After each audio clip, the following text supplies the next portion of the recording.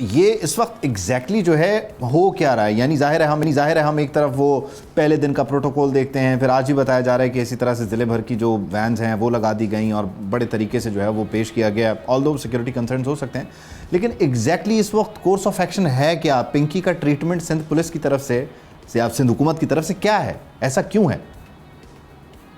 دیکھیں، پنکی کا treatment as a ملزم ہے، ظاہر سی بات ہے، اور ایک جوڈیشل پروسیس فالو کریں گے ہم، اور اس میں کوشش یہی کریں گے کہ جو شواہد اس کے خلاف اکٹھے کیے ہیں لا انفورسمنٹ ایجنسیز نے، صرف پولیس نہیں بلکہ انٹیلیجنس ایجنسیز نے، تو وہ پیش کرے گی کورٹ کے سامنے، اور امید ہے کہ ایک صاف شفاف ہوگا ایک جوڈیشل پروسیس فالو، اور اس کے بعد اس کو جو سزا ملنی چاہیے وہ ملے گی۔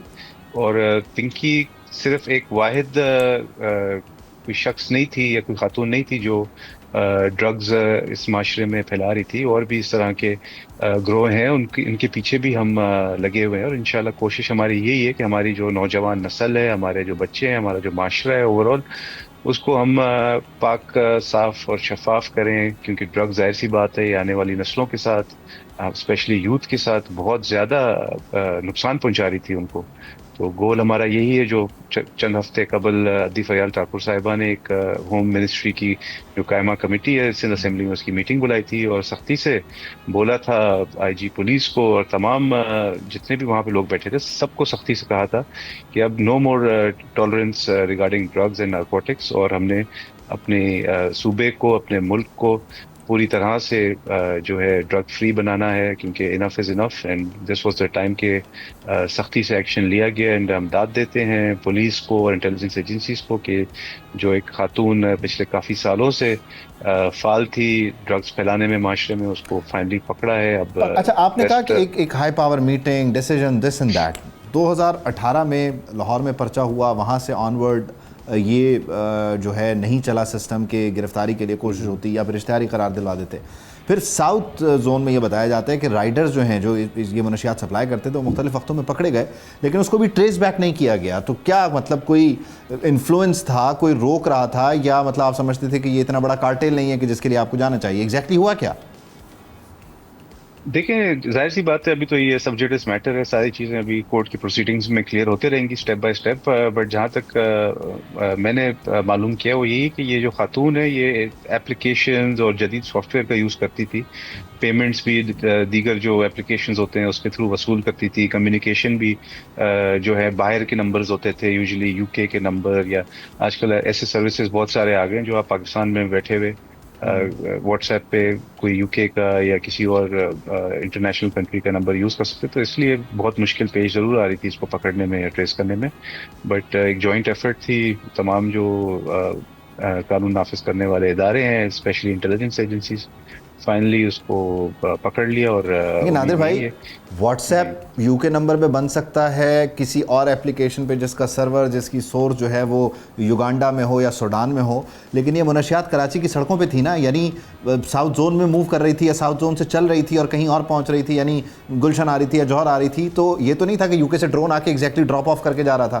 ان سڑکوں پہ جو ناکے لگتے ہیں، جو بنیادی طور پہ لوگوں کی گاڑیوں کو چیک کرتے ہیں، سی سی ٹی وی لگے ہوئے ہیں، لوگوں کی چالان کرتے ہیں، وہاں سے کیوں نہیں، مطلب ہم اس سسٹم کو وہاں کیوں نہیں یوٹیلائز کر رہے؟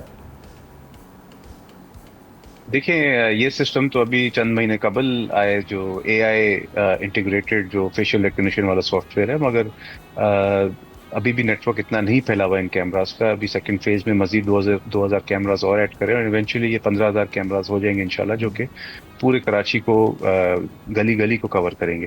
مگر ابھی بھی جو ہم نے اس خاتون کے نیٹ ورک کو پکڑا ہے وہ اسی طرح پکڑا ہے کہ اس نے لاہور سے اپیرنٹلی ایک برقعے میں کوئی خاتون چھوٹی بچی کے ساتھ بھیجی تھی۔ تو ظاہر سی بات ہے جس طرح کا ہے ہمارا معاشرہ، اس میں ہم خواتین کی بہت زیادہ احترام کرتے ہیں، اس کے پردے کا بہت زیادہ احترام کرتے ہیں، تو اس طرح کی تو یہ ہتھ کنڈے استعمال کر رہی تھی کہ برقعے میں خاتون کو بس میں چڑھا کے بچی ساتھ میں، تو اس طرح ڈرگس پھیلا رہے تھے۔ کوئی اس طرح تھوڑی کہ کوئی دکان لگا کے، جس طرح ہاں ظاہر ہے۔ آپ نے بھی دیکھا ہوگا، آپ بھی ایم شور سوشل میڈیا استعمال کرتے ہیں، 1950s میں اور 60s میں تو میں نے فوٹو دیکھی ہے باقاعدہ بل بورڈز لگے ہوتے تھے کہ اعلیٰ درجے کے منشیات دستیاب ہیں. آپ نے پتہ نہیں دیکھا نہیں دیکھا, میری نظروں سے بہت دفعہ یہ فوٹو بلیک اینڈ وائٹ والی گزری ہے. تو ایسا تو نہیں تھا کہ کھلے عام مطلب سینہ چوڑا کر کے بیچ رہی تھی.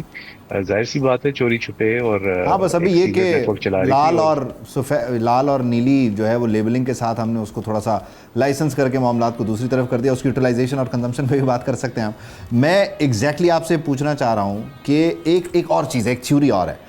ایک تو یہ کہ سارا کچھ پاکستان پیپلز پارٹی کے اگینسٹ ہو رہا ہے, آپ سمجھتے ہیں ایسا ہے؟ ذرا کوئکلی پھر مجھے آپ سے ایک اور آخری سوال کرنا ہے. یعنی کیونکہ کچھ لوگ کہہ رہے ہیں کہ اس میں یہ آگ گھر تک پہنچی ہے تو ایسا کچھ ہوا ہے, پاکستان پیپلز پارٹی کی سندھ حکومت جاگی ہے, یا پھر وہ یہ کہہ رہے ہیں کہ یہ ایک ٹول ہے اگینسٹ پیپلز پارٹی آرم ٹوئسٹنگ کے لیے کہ پیپلز پارٹی کچھ چیزوں پہ کمپرومائز کرے. کیوں ہے ایسا؟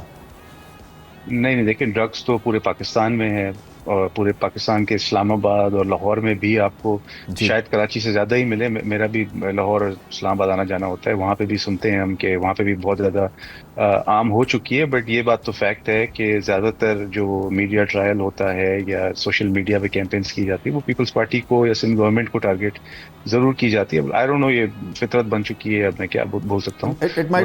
پورے